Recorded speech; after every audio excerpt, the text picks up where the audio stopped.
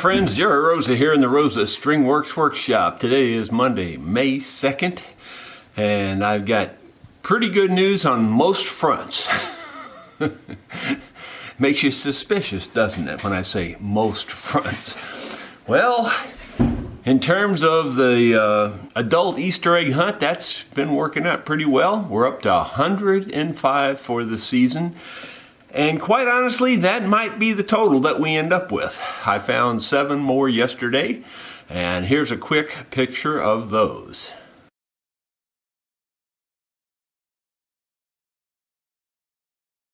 Hope you enjoyed a look at those nice mushrooms. Those were the big ones, you know, the ones that stand up about this tall or bigger, and there were 7 of them. Found them in kind of the outskirts of the areas that I had been searching, and so I just expanded my search a little bit and found them. None of those were new. They were all probably at least 7 days old, if not 10 days old. So I don't know if any new ones are growing at all right now. Haven't seen any for a week or so. It may be over with.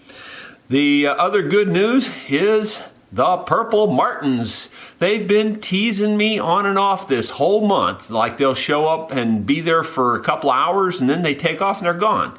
And then they show up and they're there for an hour or two and they're gone. And it's like, just come on, give me a break. Well, this morning, I kind of think they're settling in because they're laying in the houses with their heads hanging out the doors and stuff. And anyway, here's a short clip of that.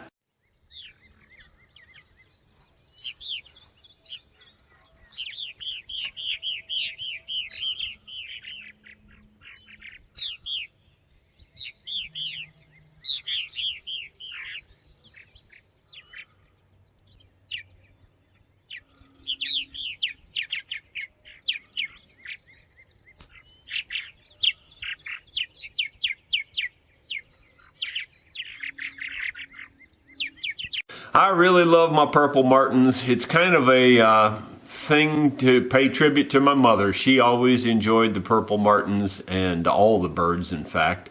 So just kind of getting them here is kind of a big deal to me.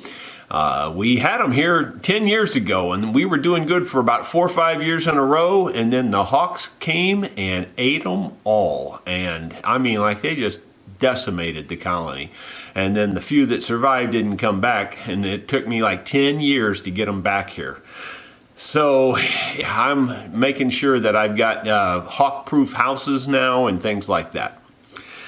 On the other, maybe not so good a news, you know, I hate to do self-diagnosis because, you know, that's what a doctor's for. It's kind of like somebody bringing me an instrument where they put lag screws through the neck, you know. It's kind of like that. But I'm kind of self-diagnosing myself here, and I kind of think the old gallbladder has finally hit the end of the road. I've been having weird symptoms for 5 months, 6 months, something like that. This is the weirdest symptom, is that occasionally the right side of my body will go numb, just seemingly for almost no reason. You know, that's kind of weird and kind of scary. And I actually had an appointment with the doctor to go there to have that checked out. Well, that's when the COVID thing hit. So then they had to treat that, and so I couldn't talk about any of that. Well, I haven't been back to the doctor, but the other symptoms are I'll get this super severe shoulder blade pain. And I mean, it's, yeah, you know, it like hurts like a lot. And it makes you just kind of yell out loud, ow, ow, ow. It just won't stop, you know, it really hurts. And anyway, it only lasts 4 or 5 minutes, 10 minutes, and then it goes away. And that's been going on and off for, you know, I occasionally get the night sweat thing. But lately, what's really pushed me over the top to make me think it's the gallbladder is that I'm getting like a pain in the upper middle area right here, right above the stomach. And I almost feel like I'm pregnant because it's like it's bloated. And it kind of even hurts to push on it there, you know. And then there's the other, you know, symptoms that I won't talk about because they're kind of gross. The ones that you find in the bathroom, let's put it that way. But anyway, with all reading up on it, pretty positive it's the gallbladder. And the reason I say that versus something else is because for more than 20 years now, everybody that does x-rays on me, like for kidneys or for my back or whatever, they all say, do you realize you have a giant gallstone? I mean, when they say giant, I forget the numbers. I'll screw it up. I don't know how big they said. I want to say 22 millimeters or 20 millimeters or something like that. I really don't remember what they said exactly. They said, but it's really big. And I said, yeah, I've been told that. I've heard it for over 20 years now, and they go, I can't believe that doesn't give you trouble. Well, I kind of think it's finally caught up and it's given me trouble. So that's why I think that's the issue. So I am trying to get a doctor's appointment and get in and see the doctor, and I'll tell him about all my weird symptoms. But for the most part, I think it's the gallbladder. Otherwise, I feel pretty good. I just feel a little bit irky, and then there's this like phlegmy stuff keeps coming up into my mouth type thing, up your throat type thing. So I'm pretty sure that's all gallbladder. It's tough to get old.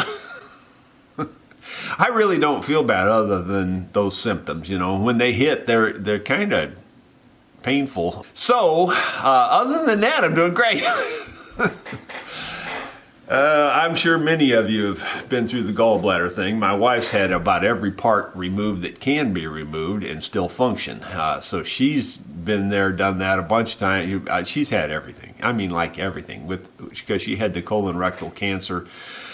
And everything else has been removed too. All the female stuff. I mean, like she's just a shell. I feel so sorry for her, but yeah, nothing stops her. She just gets out and works every day, and nothing stops her.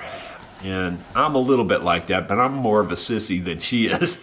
There's a viewer that's going to bring an instrument for me to evaluate this morning. I don't think he wants me to do the work. I think he wants to do the work because I think he built the instrument. And if he gets here in time, I may wait and show you that in this vlog also. Well, my friends, we have a visitor in the shop here today, and his name is Hank Grant, and he built an instrument that he wanted me to take a look at because he kind of had to repossess it, as the story goes. And Anyway, he's got the instrument back, and it's been kept in an extremely dry environment. I think in New Mexico, you said? Yeah. Albuquerque? Yeah, Albuquerque. And it also looks to me like it's been kept in the sun. And so it's got a bunch of issues. Now, I have always been a proponent that too much humidity is far worse than too little humidity. I've always said that. And I say that most of us don't need to humidify our instruments. And I really believe that firmly all the way through my body. But there are exceptions. And I've said before that if you're in an extremely dry place, yeah, you might need to add a little humidity, or at least keep it out of the sun, at least that. Yeah, it's got some issues. You can feel all the frets. You can just tell that the fretboard has kind of shrunk on it. In fact, even the fretboard is narrower than the neck. I can feel that even, and then you can see the kind of the different color in the varnish there. And I'd say that's sun-related. I don't know if it's showing up on camera. Some of these things never show up on camera. But anyway, there's a bunch of stuff there. Then this heel is a two-piece neck heel, and it's come loose at the joint there. You can feel the various inlays and things. If he hadn't even been here, if the guitar would have shown up by itself, I would have said this is extreme dryness is what this is. You don't hear me say that very often, but this is a case of it. I've seen it before. The pick guard is also curling on it. Amazingly, it's pretty well together otherwise. The end of the fretboard here is coming loose, I can see, in place or two. He says he thinks the bridge might be coming loose. Let's just test that real quick here with a piece of paper. Oh yeah. Oh no, it's not coming loose. It's already off. That went under there an inch. Yeah, look. Yeah. Can you see how far that's under there? That's a normal piece of paper.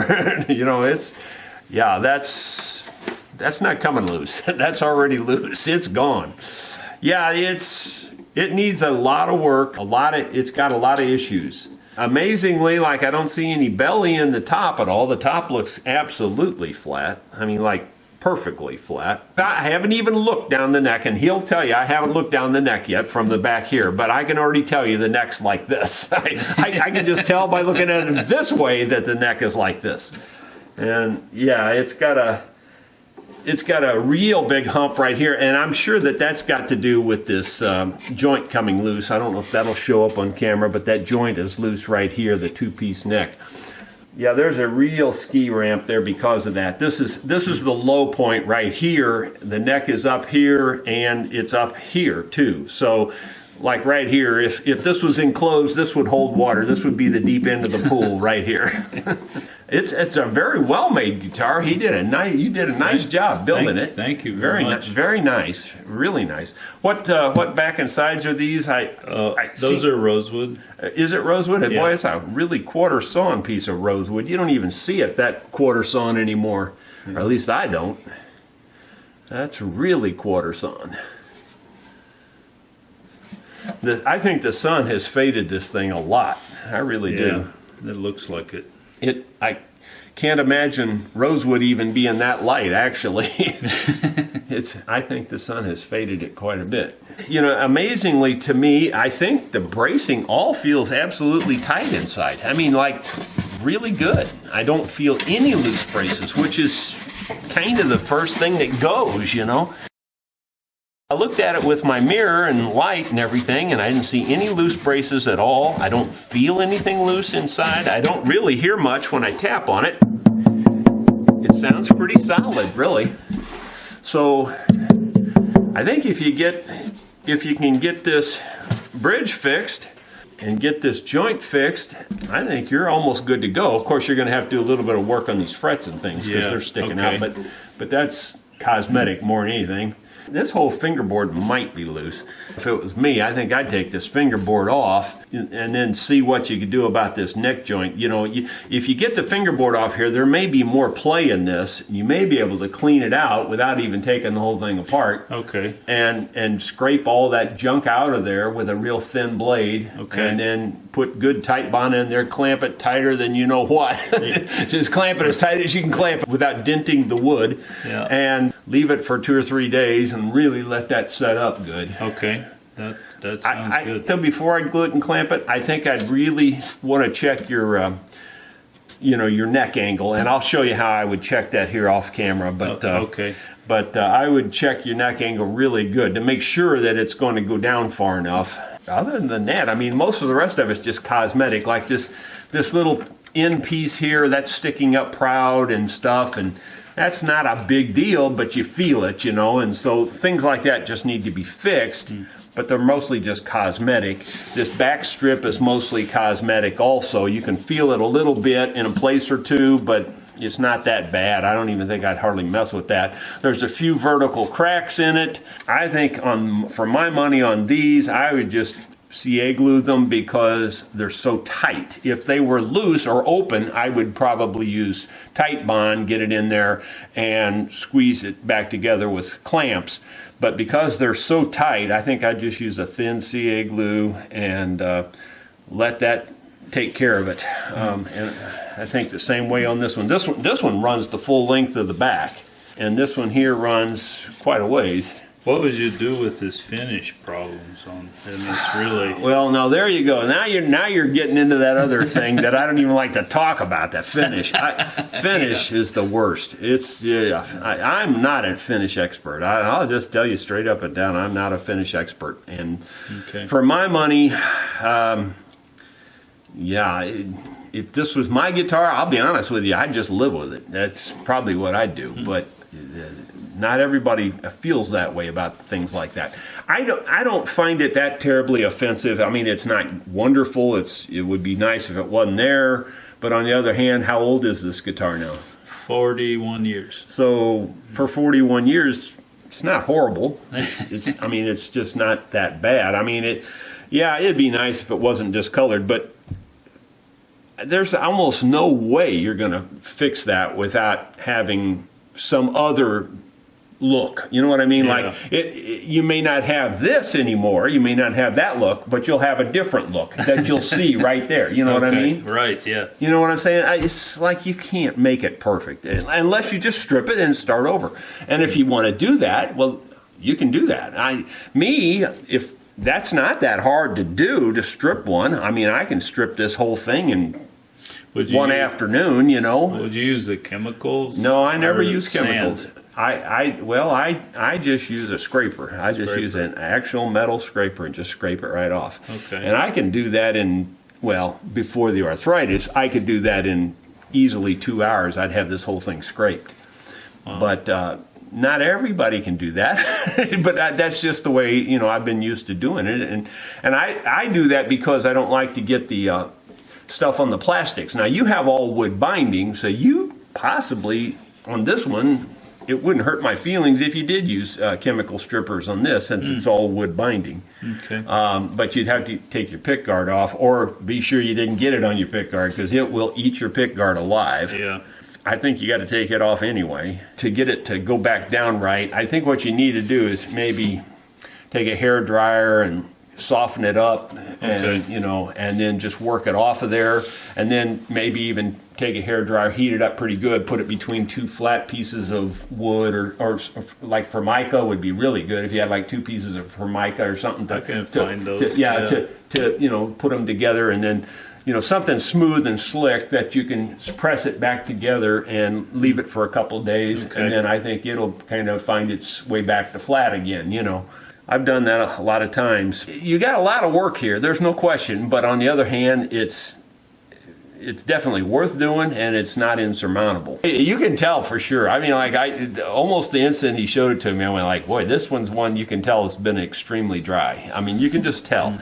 It's different than the normal middle of the run moisture thing that people put in, you know, like to put the humidifiers and things in their instruments. It's way different than that. This is really dry. You can tell. It's just a totally different thing. Would you bring the humidity up in it before you started working on it, or?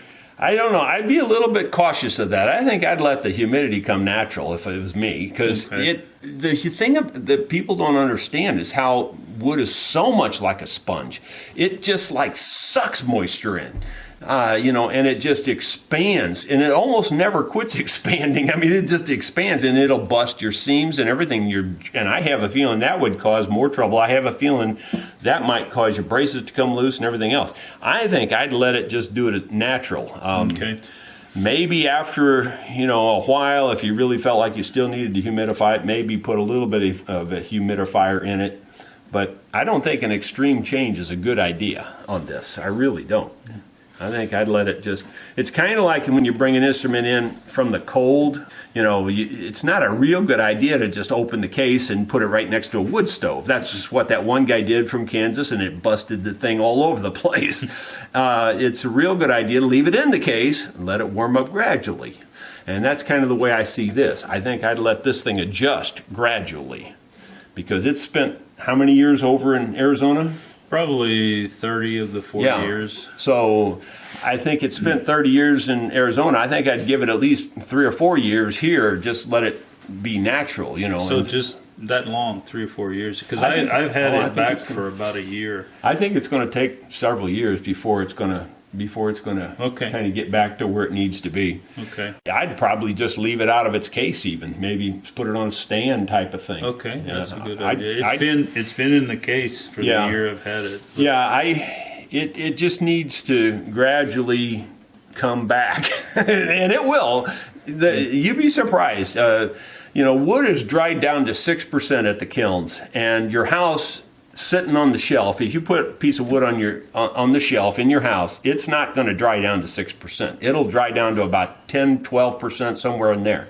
Okay. And so this will actually probably increase up to about 10 or 12%. I have a feeling this one's probably in the 6% range, if not lower. Most of the time, by the time you build the instrument, the 6% has already risen. By the time you actually get your wood from the kiln that dried it to 6%, by the time you get the instrument built, most likely your moisture content in your instrument is already up to about 10%. So it actually increases, it doesn't go down. People have weird thoughts on that stuff, and it's just not the truth or the reality. But boy, this one, you didn't have to tell me this one had been dry. It was real obvious to me. Okay. So there you go.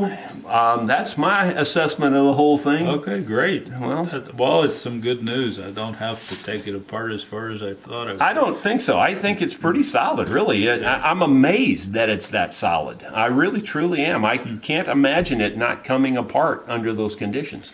But right now, everything seems absolutely rock solid. It's just everything has kind of shrunk on the outside, and like I said, we think he kept it in the sun quite a bit. And I'm pretty sure that's true, just based on what I see to the finish. Do you have a label in it or your name in it or anything? Well, it's a Grant guitar here on the top. Okay, yeah. So I didn't give you a good look at that, but there you go. There's his logo. And then there's a label in there. how many guitars have you built? One. One. I bet I'm holding it. You are. I had planned to build more. As a matter of fact, I got a set of pieces of rosewood and this spruce. This is a European spruce. Yeah, it's nice. It's very nicely made. Everything about it's very nice. He did a good job. Thank and you. for a one-off guitar, I'd say he did as good as I've ever seen. Hope you enjoyed it. Thank you. One more thing I thought I'd add in here is if you remember my conversation from a while back, and those of you who watched the Shop Talks probably heard this on the Shop Talk, and that is that we had some people come in here apparently with helicopters and knock out the wild hog population. Well, they didn't get them all.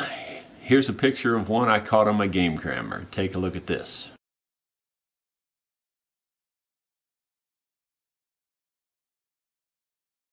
Yeah, he's a pretty good sized old boar. I can't judge exactly how big he is, but I would guess him in the 200-pound range, something like that, maybe a little more. One more thing, my son found this yesterday. He thought it was from this year, but I'm 99% sure it's from last year, partly because of all the animal abuse it's already taken. The different rodents always chew the horns up, but I don't think they could have chewed it up this much this soon, because they drop them around February, and this one's really been chewed. But that's not my main reason for saying it's older. I think this is from last year, and the reason I say that, partly because of the staining here, it's been laying out in the woods for a long time, but also because of these cracks. It's developed cracks down the veins, and it takes quite a while for that weathering to happen. Anyway, it is still usable. I can, this section down here at the bottom is where we make our deer antler saddles for the mandolins. If you have extra antler laying around that you're not using and you want to get rid of it, I would sure appreciate you sending it my way. If it's necessary for me to send you the shipping costs, I will absolutely do that. Just let me know how much it is. Thank you so much. I hope you've enjoyed today's vlog. We'll see you tomorrow.